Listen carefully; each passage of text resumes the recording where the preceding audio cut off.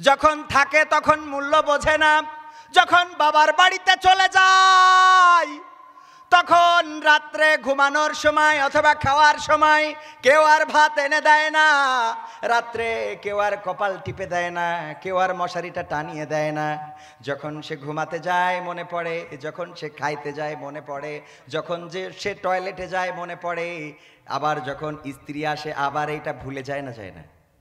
মানুষও এমন। আমরা এটা তো বউ দিয়ে উদাহরণ দিলাম, সব ক্ষেত্রে।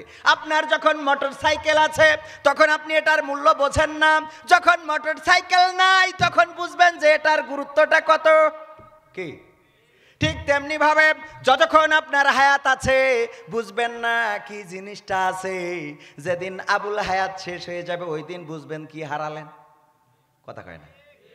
যৌবনের জোর যতদিন আছে ততদিন বুঝবেন না কি শক্তি আল্লাহ দিয়েছেন, যেদিন যৌবনের শক্তি থাকবে না ওই দিন বুঝবেন কি হারিয়ে ফেললেন। যেদিন অর্থ আছে অর্থটা আপনি বুঝলেন না, অর্থের কদর করলেন না, যখন এই অর্থটা হারাবেন তখন বুঝবেন যে অর্থের মূল্যটা কি। বলেন ঠিক না বেঠিক? এই জন্য বিশ্বনবী বলেছেন, ইবনে আব্বাস, আব্দুল্লাহ ইবনে আব্বাস রাদিয়াল্লাহু তাআলা আনহু থেকে বর্ণিত, আল্লাহর নবী বলেছেন তোমরা 5টি বিষয়ের উপরে 5টি বিষয়কে গুরুত্ব দাও, 5টি বিষয়ের পূর্বে 5টি বিষয়কে গুরুত্ব দাও। তার মধ্যে 1 নম্বর হলো তোমাদের বার্ধক্য আসার পূর্বে যৌবনকে গুরুত্ব দাও। বার্ধক্য আসার পূর্বে যৌবনকে গুরুত্ব দাও। এই যৌবনকে যারা গুরুত্ব দেয় না তারা এই যৌবন হারানোর পরে বুঝতে পারবে যে অবস্থাটা কি। এবার আরো একটা কথা আল্লাহ নবী বলেছেন, সেটা হলো অসচ্ছলতা আসার পূর্বে সচ্ছলতাকে গুরুত্ব দাও। কি আসার পূর্বে? অভাব আসার পূর্বে কে গুরুত্ব দাও? সচ্ছলতাকে গুরুত্ব দাও। তো এই অভাব আসার পূর্বে সচ্ছলতাকে গুরুত্ব দিতে হবে। যদি তা না দিতে পারেন তাহলে আপনার এই অর্থ কোনো কাজে আসবে না। আপনি হন্ডিতে টাকা লাগিয়েছেন, ব্যাংকে রেখেছেন, ও আবার আপনি এই যে বিমা করে, এইগুলো টাকা মার যায় না, যায় না? টাকা মার যায়। অথচ যারা মসজিদে দিয়েছে, মাদ্রাসায় দিয়েছে, পীর সাহেব, আজ 53 বছর আগে যারা দিয়ে গেছে কবরে বসে তারা পাচ্ছে না, পাচ্ছে না। এ বিশ্বাস আমাদের আছে না নাই? সদকায়ে জারিয়া, এই মসজিদে যতদিন পর্যন্ত নামাজ হবে, এই মাদ্রাসায় যতদিন পর্যন্ত ছাত্ররা পড়বে, যারা দান করেছে, এখন যারা কবর দেশের বাসিন্দা, ওরা চাইলেও আর কোনোদিন এসে দান করতে পারবে? আর কোনোদিনও পারবে না। দান করতে পারেও নাই, এখন পারে নাই। আগে যারা করে নাই কবরে যাওয়ার পরে বুঝতে পারছে কি করে ফেললাম, আর যারা করেছে তারা ওখানে বসে বসে সোয়াব পাচ্ছে না, পাচ্ছে না। পরকালের ময়দানে আল্লাহ যখন দাঁড় করায় আমল নামা হাতে দেবেন, তখন অনেক বান্দা বলবে, ওগো আল্লাহ আমি তো এত নেকি করিনি, কোনতে আসলো? এত নেকি তো আমার থাকার কথা না। আল্লাহ এত, তুমি মনে হয় লিখতে ভুল করে ফেলাইছো। ওই যে ফেরেশতা দিলে ওরা মানে অশিক্ষিত ছিল। কি ছিল? অশিক্ষিত। তা না হলে এত আমল তো আমি করি নাই, এত আমল আমার খাতায় কি করে আসলো? আমার কথা না কিন্তু, কার কথা? আল্লাহ রাব্বুল আলামিন বলছে। ওই দিন মানুষ বলবে আমি তো এত সোয়াবের কাজ করি নাই। আল্লাহ রাব্বুল আলামিন বলবেন এই সোয়াব তুমি এমন কিছু করে আসছিলে যে কাজের বরকত পেয়েছো কিয়ামত পর্যন্ত। বলেন সুবহানাল্লাহ।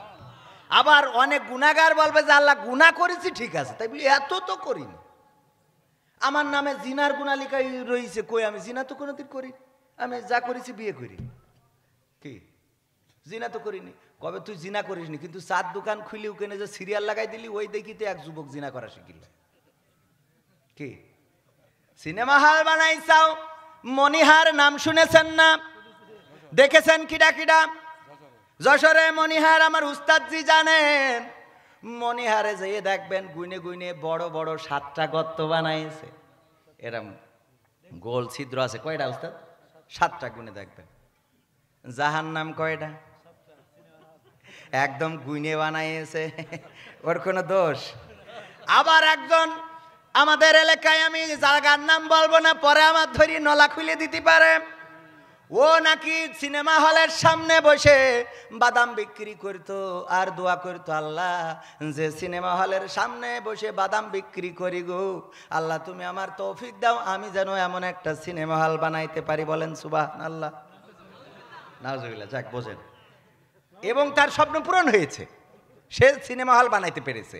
আমাদের আব্দুল্লাহ আল আমিন ভাই কইল, একজন নাকি দোয়া করে যে আল্লাহ তুমি আমার 2 হাতে টাকা দিবা আর 2 পাশে নারী দিবা, আল্লাহ আমার এই চাওয়া তোমার কাছে। তো আল্লাহ নাকি তার দোয়া কবুল করেছে, সে এখন মহিলা কলেজের বাসের কন্ট্রাক্টর। মহিলা কলেজের কি বাসের কন্ট্রাক্টর, 2 হাতে টাকা গনে আর 2 পাশে মহিলা থাকে। দোয়া কবুল হয়েছে একভাবে না একভাবে। তো এই যে মানুষ যা চায়, মানুষ যেভাবে চায়, আল্লাহ হয়তো একভাবে না একভাবে দেয়। এই এলাকায় আমার আব্বা আসতেন, আশা শনিতে এখানে আসেননি, কিন্তু উস্তাদজি আমার আব্বাকে চিনেন, মাস্টার আব্দুল সামাদ মরহুম। উনি আপনাদের এলাকায় এসে এমন সময়, আমি তো আমার গাড়িতে আসতে যেয়ে আমার মনে হচ্ছে এত দূর, আমি তো বাড়ি থেকে বেরিয়ে হচ্ছিলাম না, যে এত দূর বৃষ্টি হলে কি সমস্যা। আর আমার আব্বা এদিকে আসতেন 10 দিন 15 দিন মাহফিল করে তারপরে বাড়িতে যেতেন। আহারে কত কষ্ট করেছেন।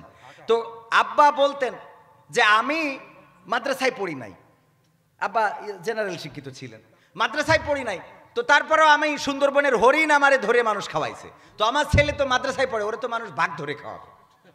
তো এখন বোঝেন, আব্বা চাইতেন যে তার ছেলে বক্তা হবে বা তার ছেলে আলেম হবে, তার ছেলে আলোচনা করবে, ওয়াজ করবে।